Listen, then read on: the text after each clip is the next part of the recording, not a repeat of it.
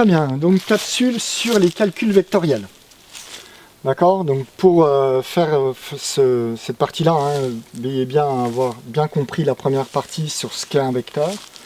Et donc, on va prendre je vais faire exprès de ne pas prendre des vecteurs qu'on a en physique, c'est-à-dire de déplacement ou de vitesse, etc., ou d'accélération.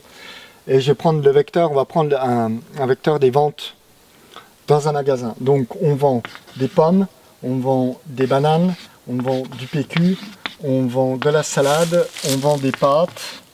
Je vais mettre PT pour les pâtes. Et puis, on vend des... Ça, assez, parce que j'aurais pas assez de place sur le tableau. Donc, le premier jour, d'accord, j'ai le vecteur V1, où j'ai vendu 3 pommes, plus 4 bananes, plus 5 rouleaux de PQ, plus... c'était quoi que j'avais dit ici? Je sais plus, mais des...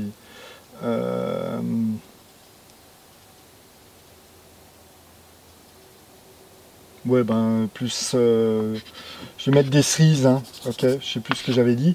Et puis, plus 7 pommes de terre. Non, c'est les pâtes, c'est pas les pommes de terre, c'est les pâtes. Ok. Le lendemain, je vends 4 pommes, 6 bananes, 7 PQ, 4 cerises, plus un paquet de pâtes. Ok?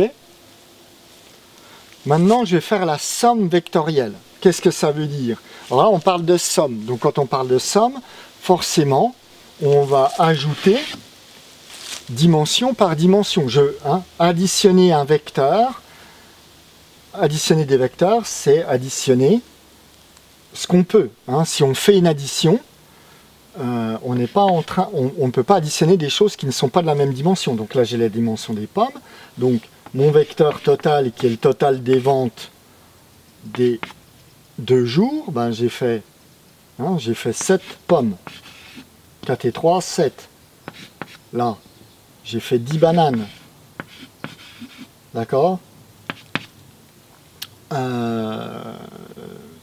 j'ai fait 12 plus 12 PQ.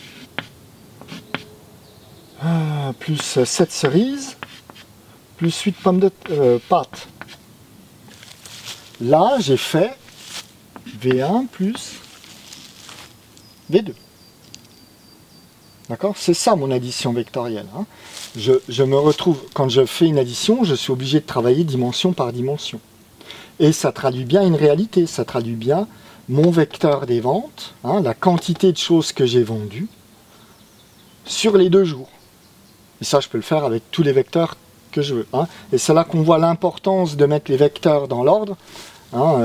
Parce que déjà, pour faire les calculs, bon, si j'ai les dimensions, je peux les remettre dans l'ordre. Mais si j'écris mes vecteurs, si j'écris le vecteur V1, si je l'écris comme ça, d'accord, 3, 4, 5, 3, 7, d'accord, et le V2, là, je vois vraiment que je suis obligé de mettre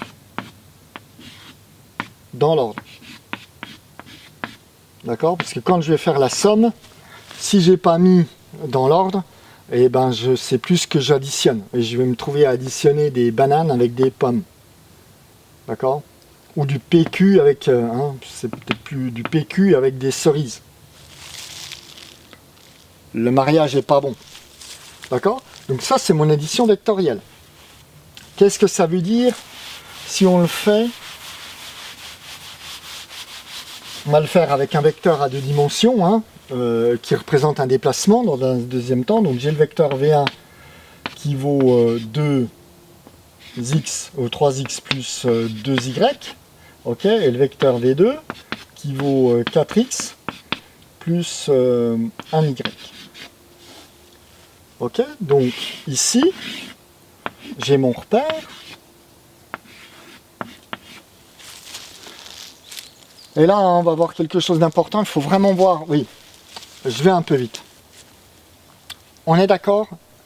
Prends quelque chose dans ta pièce. Combien il y a de chaises? Ok, un certain nombre. Maintenant, change les chaises de place. combien il y a de chaises? Il y en a toujours autant. La quantification ne dépend pas de la position. On est d'accord, hein, ça tient compte d'un emplacement dans le sens où si je te demande combien il y a de chaises dans la maison, tu n'as pas la même réponse que combien il y a de chaises dans la pièce où tu es. Ok? Mais c'est la même chose, hein, s'il y a 10 chaises dans la maison, tu peux les mettre n'importe où, il y aura toujours 10 chaises, tant qu'elles restent dans la maison, tant qu'elles sont localisées dans cet espace. Ok? Mais elles peuvent être disposées n'importe où, il y aura toujours 10 chaises. Comme dans la pièce où tu es, s'il y a 2 chaises, eh ben, tu peux les mettre n'importe où, il y aura toujours 2 chaises. La quantification ne dépend pas de la position. Okay? Un nombre ne dépend pas de la position.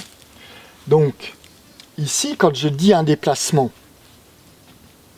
okay, un vecteur, un déplacement, est-ce qu'on peut se déplacer à partir de là où on n'est pas? Ça paraît compliqué. Hein? Il faut de là où je suis. Donc, là, je suis au point A. D'accord? Je suis au point A. Je dis, hein, tu fais le vecteur, alors, on va le voir en même temps, tu te déplaces selon le vecteur 3x plus 2y. Donc, j'ai pas mis les x sont là, les y sont là, hein, truc standard. Mon point d'origine ici. Hein, donc, le 0 des x et le 0 des y. Là, ça fait presque un morpion, hein, mais ça n'en est pas un. D'accord? Un peu de sérieux dans ce cours. Ici, je suis là. Je suis au point A. C'est là où je me trouve. Et je te dis, fais le déplacement qui correspond à 3x plus 2y. Allez, représente ça sur une feuille de papier et dis-moi quel déplacement tu vas faire. Hein, mets en pause et fais-le, il faut se creuser un peu. Enfin, si tu as déjà la réponse, aucun souci, mais si tu te demandes, tu dis ok, je suis pas sûr, il faut que tu prennes le temps de le faire. Donc, ok, fin de la pause. Qu'est-ce que ça veut dire? Ben, ça veut dire ici, j'ai un système de référence, c'est-à-dire que j'ai un truc unitaire. Je dis ça, c'est un pas, et là, c'est un pas. D'accord? Donc, sens positif ici, sens positif ici, sens négatif ici, sens négatif ici. Ok, je dis donc, qu'est-ce que ça veut dire? Ben, ça veut dire 3x, ça veut dire que tu fais 3 pas sur les x. D'accord? La dimension des x. 2y, et ben, tu fais 2 pas sur la dimension des y. Et tu te retrouves ici. Et c'est là que hein, ça quantifie la chose. Maintenant, je vois bien que pour aller de là à là, je peux. Et je dis, là, je mets le petite flèche pour dire ça, c'est le vecteur V1. D'accord? Pour représenter ce vecteur, pour représenter ce nombre. Hein, un vecteur est un nombre. Ok? Ici, puis ensuite, qu'est-ce que je fais? Ben, je te dis, tu fais... Alors, là, j'ai dit ce déplacement-là, et ensuite tu fais le V1. Donc tu fais V1 plus V2. Donc qu'est-ce que tu vas faire? Ben, 4x. Tu vas te déplacer de 4, tu fais 4 pas comme ça. Et tu fais un pas comme ça. Et là, ça fait ce vecteur-là. Depuis là à là. Maintenant, je fais mon addition. Hein, j'ai fait l'addition. L'addition, on peut la faire dimension par dimension. Donc là, j'ai fait 7 sur les x, et j'ai fait 3 sur les y. Et qu'est-ce que je constate? Ben, j'ai bien fait 1, 2, 3, 4, 5, 6, 7 sur les x. Et j'ai bien fait 1, 2, 3 sur les y. D'accord? Et ça correspond à un seul vecteur, qui est le vecteur total. Hein? Tout le déplacement que j'ai fait. Voilà ce que ça représente en termes de déplacement. Hein? Donc quand on est en physique, et qu'on écrit 3x plus 2y, c'est de ça qu'on parle. On est en train de parler d'un déplacement. Et donc, mon vecteur, hein, je quantifie un déplacement. Donc, le déplacement se fait toujours à partir de là où je me trouve. Hein, celui qui peut se déplacer à partir de là où il n'est pas, chouette. Voilà, c'est ce que les hommes essayent toujours de faire. Hein. Ils rêvent d'être là où ils ne sont pas. Donc, et puis, ils essayent de faire des choses à partir de là où ils ne sont pas. Mais en général, ça marche très mal. Hein, je voudrais, voilà, hein, donc c'est petit aparté, mais d'accord, donc ça c'est mon vecteur, et mon vecteur, eh bien c'est ce qu'il, hein, c'est comme ça que je le calcule.